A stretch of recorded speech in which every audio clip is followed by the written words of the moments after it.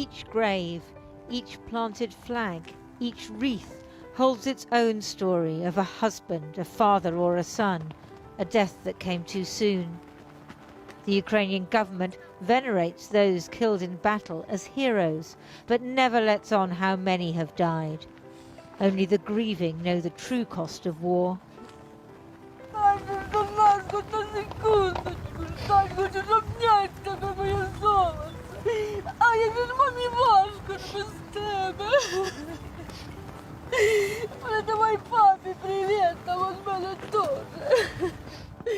Alexander commanded a reconnaissance unit operating behind enemy lines. His wife is expecting their second child, but his son will never know him because he was killed last month. Йому вічна шана буде в наших серцях. Діти дуже скучають за ним, сумують. І ще не народжене. Ось в серпні буде хлопчик, у мене ще буде внучок. Він слід оставив на своїй землі. Ми будемо гордитися ним. Вічна пам'ять усім хлопцям, героям слава. Всім мамам здоров'я, щоб кріпилися, бо дуже тяжко. The family tend the grave next to theirs, which contains the remains of a soldier who's not yet been identified.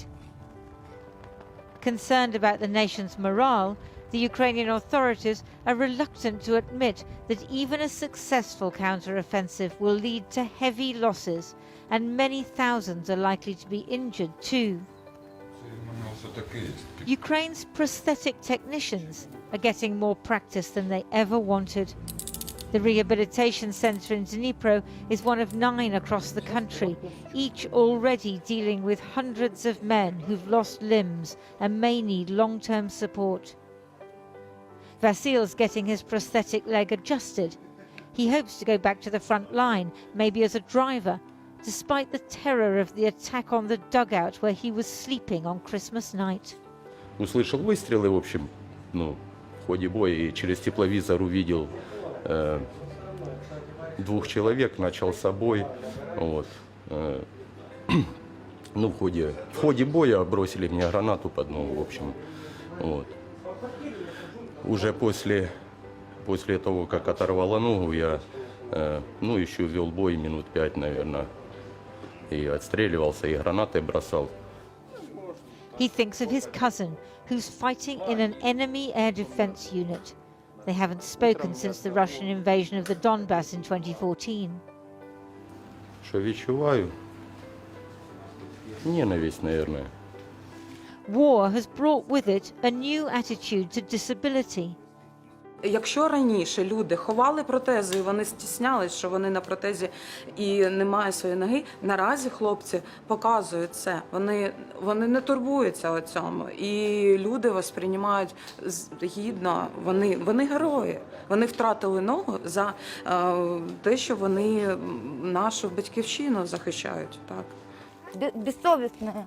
How to understand all this if you're only 8 and can't imagine losing a limb, let alone your life? But what Bogdan does understand is that his mother is always sad these days because his older brother Vitaly didn't come back from the war. Людина з великої літери. Просто людина. Це серце. Я ж кажу, нас просто забрали.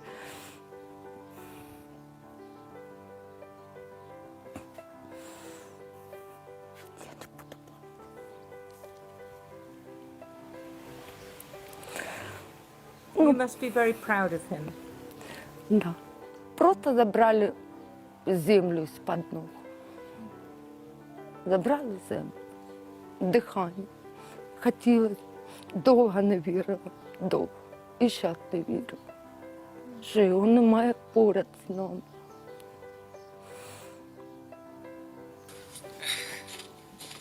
The last video of Vitaly shows him smiling in the snow a few weeks before he was killed near Avdiivka in February. Віталька, Матвій і Віка. His son is just 16 months old. And all because Vladimir Putin says that Ukrainians need rescuing from a Nazi government. Кому она нужна, эта война? Зачем? Ребят молодых улаживать. Зачем? Сколько гибнет? Через каждый двор плачет мама. Зачем? Зачем? Кому это надо? Мне она не нужна. Я могу размовлять и на российской, и на украинской. Где тут нацизм? Покажите, пожалуйста.